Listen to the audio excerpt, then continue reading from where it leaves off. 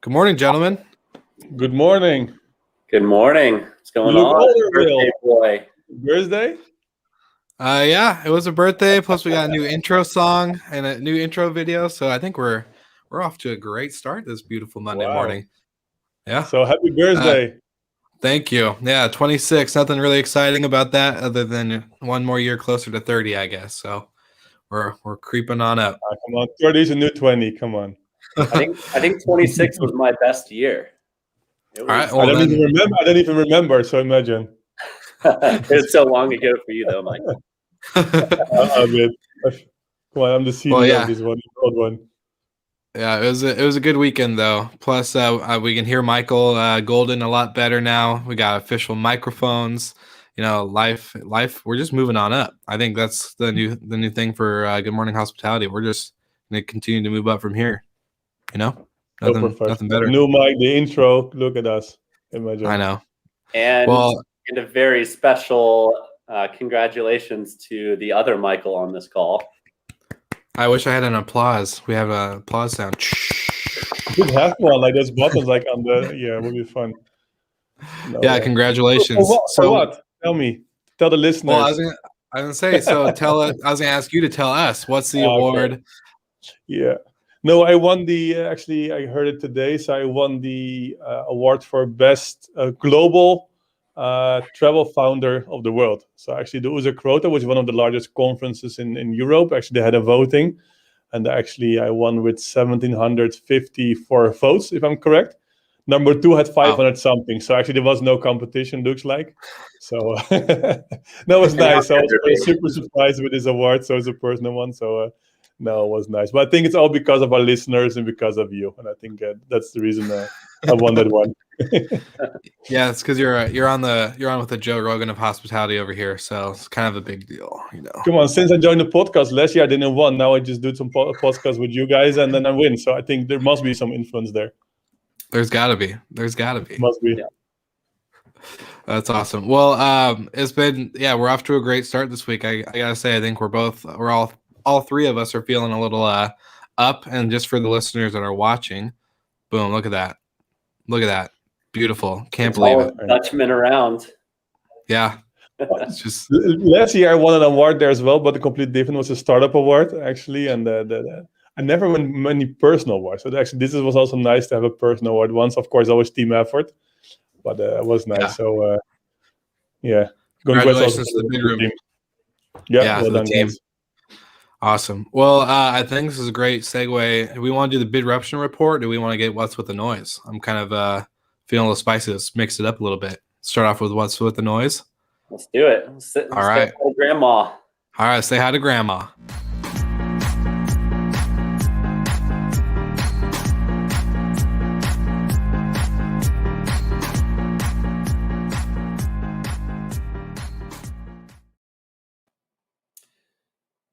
Always good to see Grandma on a Monday morning.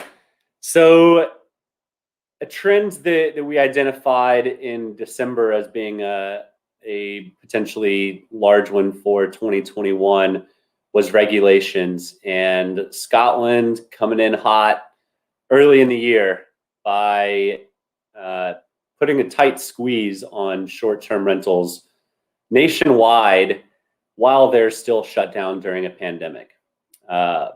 Seems like a challenging time to move forward with restrictive regulation, but that didn't stop Scotland, and there's a lot of other cities that have some pretty restrictive bills in front of their legislative bodies right now.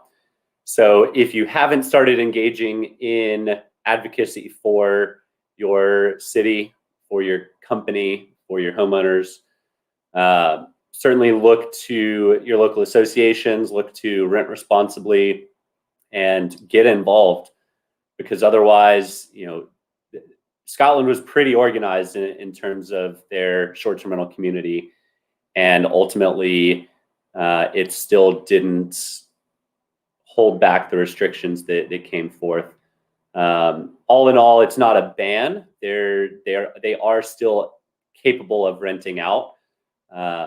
But from a national level, it's a lot harder to restrict the needs of every local market. So Edinburgh is going to be quite different than a countryside town up in the Highlands. So ultimately, moral of the story is this is the first of many dominoes, I think, to fall this year. But the more active we get as a community, as an industry, the more likely we are to stop outcomes like this one.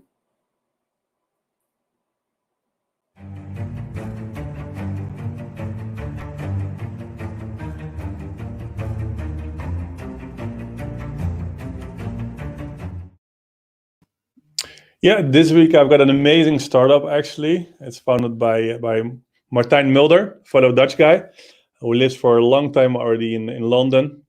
He worked for W as well, and actually he saw a lot of potential actually in the hospitality space to do something actually in return for people who works there. So he founded Tip Hospitality. So have a look at tiphospitality.com. And what they do, they give actually benefits to people who work in hospitality. So if you want to get it, go for a night out, go for a drink, and you work in hospitality, you get extra discount, extra perks if you go into one of the places which are on the platform. I heard they're growing really quickly. They just launched recently, but there's a lot of potential there. So if you work in hospitality, want to become a member, I recommend you to sign up. If you have a venue, check them out as well. But I had some chat with Martijn. I really like what they're doing. Actually, they are disrupting actually the industry. If you're looking at what you can do, so instead of when a place is empty, when the restaurant is empty during the day or a bar, etc., why not getting people from the industry there and give them some extra perks or extra discount and make sure you just generate some extra revenue. They're also going to include much more benefits soon as well in different perks. So again, the start of the week, congrats to be here, is Tip Hospitality. Check them out and follow them, because I get the feeling they're going to become really big. When you're looking at the events or anything else that's coming up, well, I just mentioned already the prize which we won. There was a Crota Award for founders. So, of course, super proud to win this award. Also, thanks to Adnan, I want to thank him. He's our representative in Turkey. He has a large network, so I think it brought some votes as well. And there were great people also selected. So, congrats for the other 10 finalists who were there. But I won, and that's the most important. We're also number 2 of startup. Unfortunately, with only 28 votes difference, we became 2nd. Otherwise, we become 1st. But again, I'm super proud of what the team achieved, and let's get some more awards coming year. And I think it's good to go back to the other guys. Right on. No, that's great. We've got good What's With the Noise. We got good Bedruption, and now I guess the real top. Before we move in, I like this Tip Hospitality. It's always been, when I'm traveling, especially alone into new cities, I love to sit at the bar and get to know the bartender, because the bartender knows all of the good spots. Mm-hmm. So pick a trendy bar, get to know them, and sometimes cool things happen. Last time I was in Amsterdam, I was at a really, really cool cocktail bar. Got to chat with the bartender, and he's like, yeah, go to this other bar. It's like 10 blocks down the road. He makes a drink, gives it to me to give to the bartender at that bar. And apparently the bartenders just will do that and send business to one another and makes a fun little game out of it. So, that's cool. Yeah. Well, I think it's amazing building this community of hospitality people, right? So if you're working in the bar, you want to go somewhere else for a drink. If you're helping each other in this industry, especially when recovery is needed, I think it's great. And if you look also in the UX, the way the app is working, Martijn showed me a preview and how it looks like. It's really super to use. So I think it's a lot of potential. Again, I think people working in hospitality would be great if you can download. Maybe once we get Martijn to show, you can tell more about it. But again, I think it's super cool that they are developing something like this, helping the industry. I think also it would be great that everybody who works in hospitality kind of just push and promote the hospitality industry, because they all need it. And the initiatives like this, I think they're more than welcome. And again, congrats to be on this week. Yeah. And again, if we go for business travel again, of course, when we go somewhere, it will be useful. Exactly. I know they're going to start in London, but imagine I go often for business travel in London. So for sure we use it. But I think we can talk more about business travel then. Well, I was going to say, when you're on a business travel, like if for people like us who are hospitality people that travel for business every now and then, we get to just download Tip, and whenever city we're in making some deals or negotiations, we get to see the local community and help in ways that we can, and just different ways by just going to like the cool attractions that people are in. So I think that's a great resource and great startup. And so, yeah, I was going to say, speaking of business travel, we're talking about the importance of it. And a big theme for the show is we've been talking about flexibility, how hotels have been going into co-working and all these other things. But does that mean business travel is no longer going to exist? Are people no longer going to do the conventions and the other business trips and maybe go visit some clients or accounts and whatever in whatever cities or countries they're in? So I want your guys' thoughts. So do you think this is, let's start off with that, kind of like that question of, do you think this is something that won't return in the sense what we saw in 2019? And then if yes or no, what do you think is going to happen with the current travel segment of business?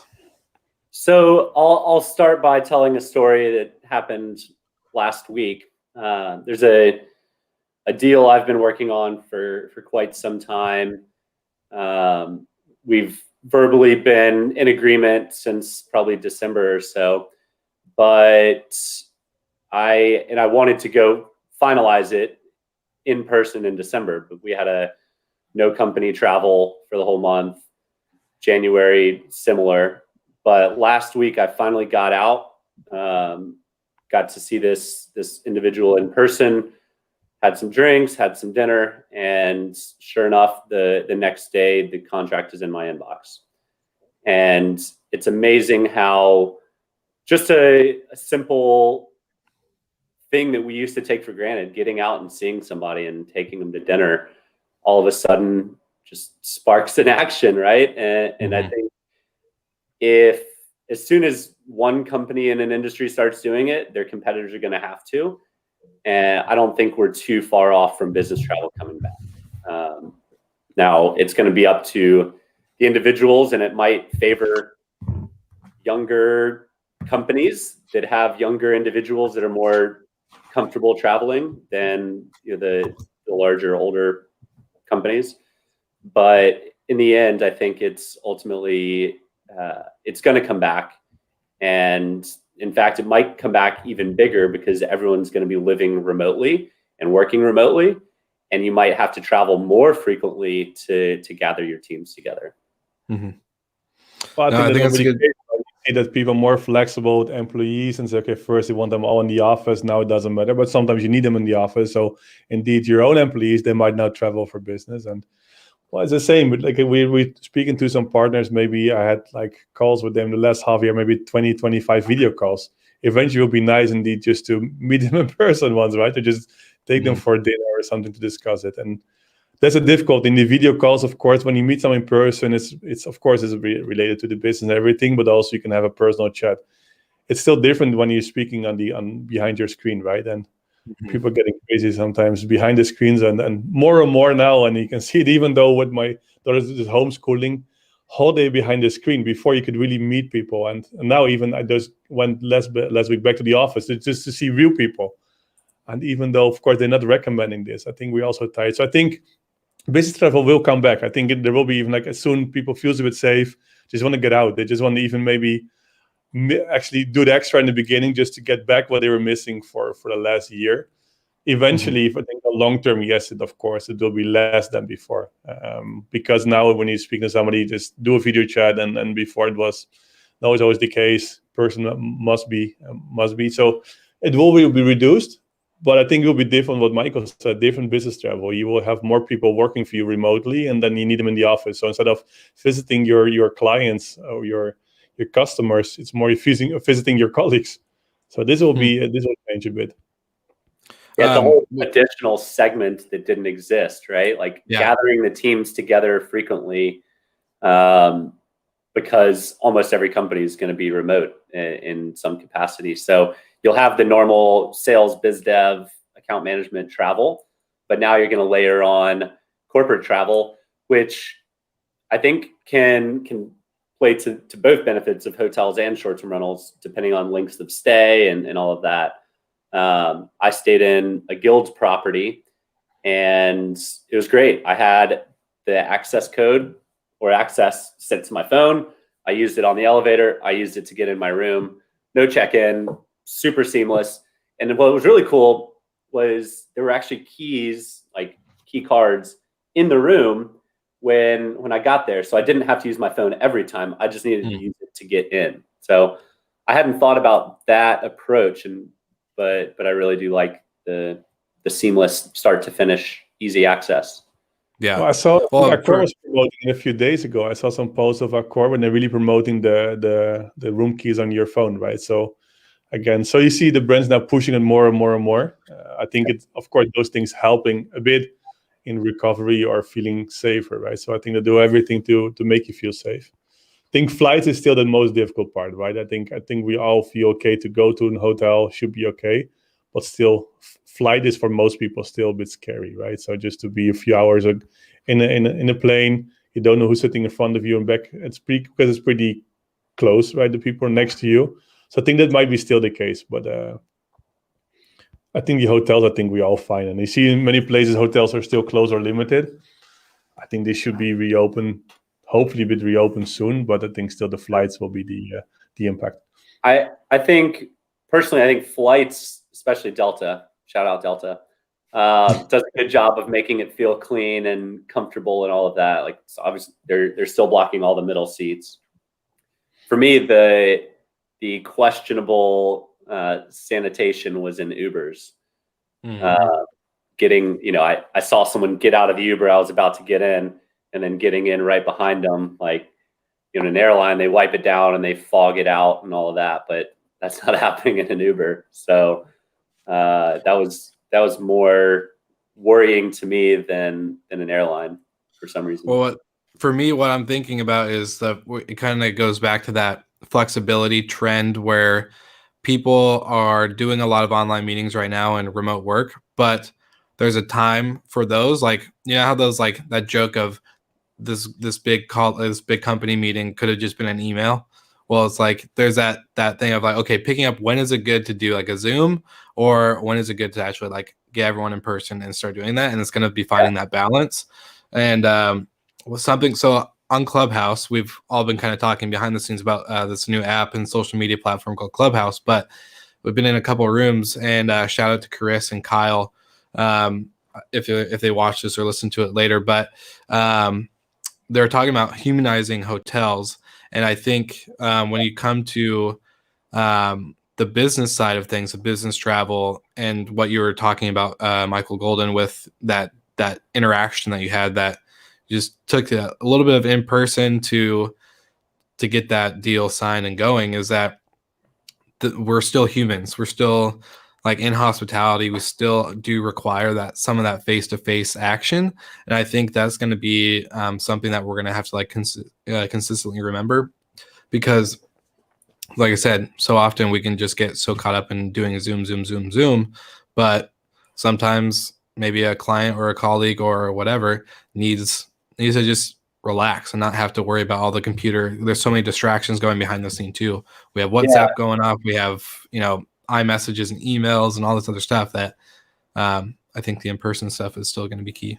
Well, and what takes months on calls and back and forths and, okay, great, I'll get an answer to you by the end of the week. And then there's a negotiation, and then you're looping it back around.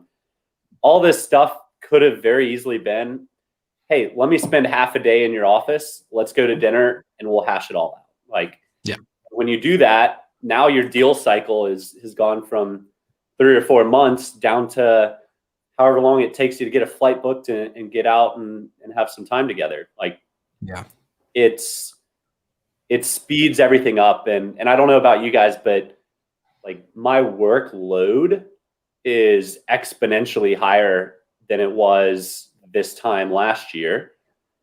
But I think a large part of that is because it's taking so long to get everything done, because nothing is being done in person. And having collaboration internally and collaboration with partners is way easier, way better in person. And I don't think that can still in sales. I think still in sales or partnerships, it's I think 90% of the deal is related to the people, right? They trust the people, they want to see their face, and still behind the screen, it's still different. Even though, of course, it's more personal than a phone call, it's still there's a distance. And I think when you can meet somebody real in the eyes, and indeed meet them for a dinner and just have a chat, also just about the weather or different stuff than just about, do you hear me? No, I don't hear you. Can you try it again? This is like how 90% of the calls will start, right? It's different. And I think we all missing this, really, like this people next to you and then sitting on the opposite of the table instead of looking at the screen. So I think also for deals, and I was in the past also in quite a lot of in sales, and of course, and when you're running a company, you have to deal with the invest with everything. So it's also related to sales. It's so different when you can look somebody in the eyes and tell them what you think and how they should do it or whatever. And still on the screen, it's different, right? And investors invest more, especially in an earlier stage. They invest more in the founders than they do in the product. It's always on the founder price, so maybe it helps a bit now in new rounds. But no, but it's true. It's the investing in the people, and that's so important. Yeah. And it's still, do you really trust somebody if you never saw them in real life? Both of you, we have this. For how long are we doing this podcast? We're doing it now for a couple months. And we never met in person. I've met Mike. Oh no, I never actually met Michael in person. Yeah. No, but it's different, right? And we're all looking forward. Yeah. We just said so many times after the recording that it would be great to grab a beer once, whatever, or in here or in there, because it will be fun. How tall are you, Michael? How tall? Yeah. 216. No, you're not. No, I'm not. Are you 200? No, I'm 187 centimeters. Really? Yeah. Okay. I'm taller than you then. Yeah, you look like a giant in your awards presentation, but I know. Yeah, I got 190.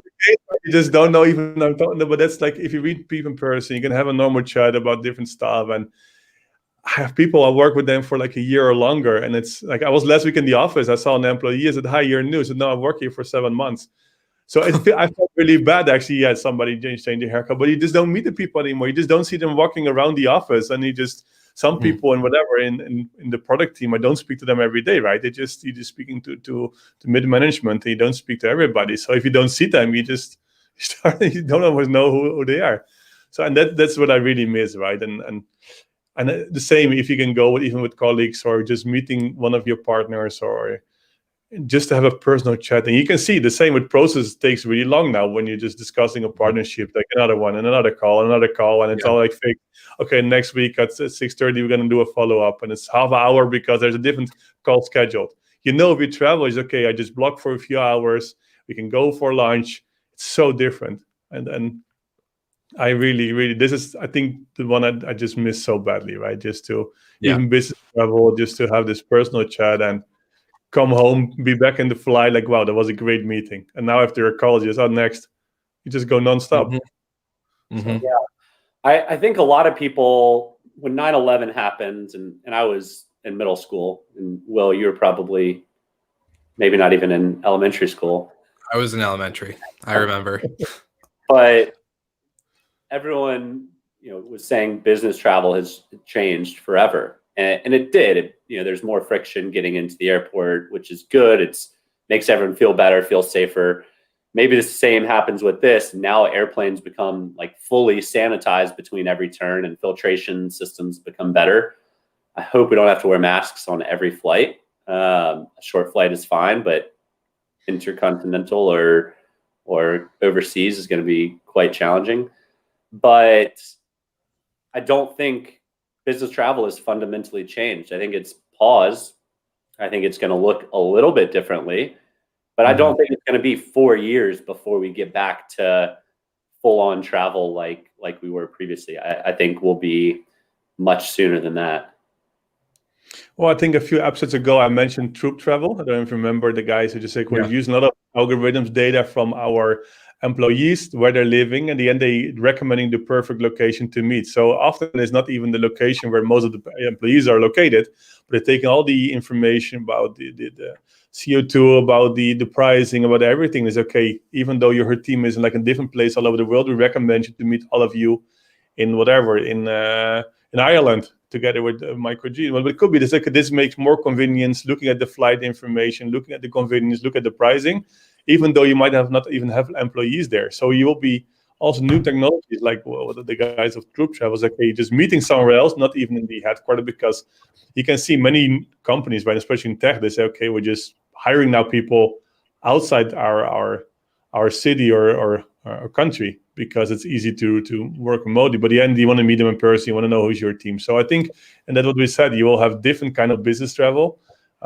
Meetings might be less, but I think visiting your colleagues in different places, this will, I think, could increase. So I think there's the challenge or the possibilities there. Yeah, I know we just got into 2021, but I'm hoping by 2022, we'll all be maybe be able to have that beer in person. And that's happening this fall. You think it's happening this fall or no? Later. I'm gonna make it happen this fall. I'm coming to Krakow, Michael. Then we got to use a Troop Travel to see where we should meet. Maybe not in here, or maybe not in there. We're just meeting up somewhere in Africa. I don't know. Yeah. Maybe they recommend this. But sometimes you just want to go somewhere specific, and in this case, Krakow sounds quite nice. Always welcome. Perfect. Awesome. Well, I guess that's it for the episode. The business travel is still important. It's going to come back. And for all our viewers right now, yeah, you heard it. So give us your thoughts. We'd love to know your opinion, and we'll see you guys again next week.